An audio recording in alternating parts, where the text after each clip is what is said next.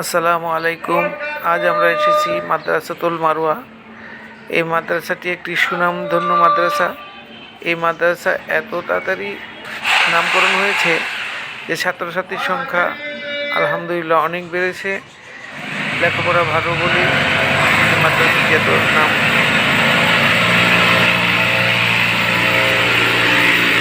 আজ আমরা এখানে একটি ওয়াটার পাম্প কন্ট্রোলার লাগাবো এবং থার্মোস্ট্যাটিক সেন্সর সহ।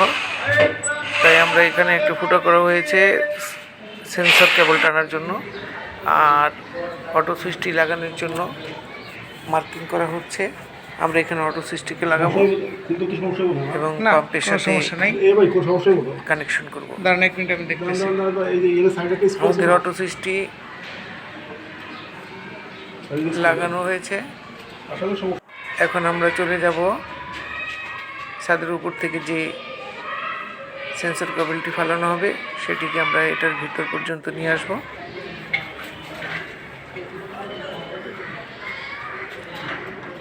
এই কন্ট্রোলারটির সাথে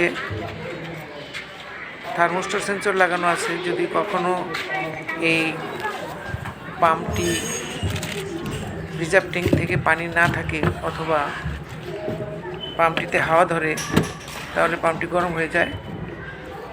সেই সময় যেন পাম্পটি পুড়ে না যায়, সেই জন্য এই হিট থার্মোস্ট্যাট সেন্সর লাগানো হয়েছে। মোটরটি নির্দিষ্ট পরিমাণ গরম হলেই পাম্পটিকে অটোমেটিক বন্ধ করে দেব। এখান দিয়ে আমরা সেন্সরের কেবলটি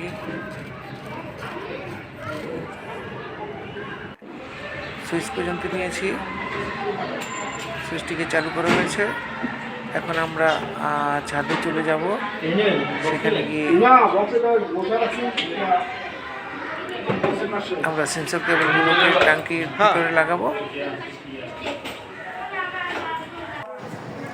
আমরা ছাদের উপরে চলে এসেছি। এখানে সেন্সর কেবলগুলোর লেভেল পর্যন্ত আমরা লাগাবো।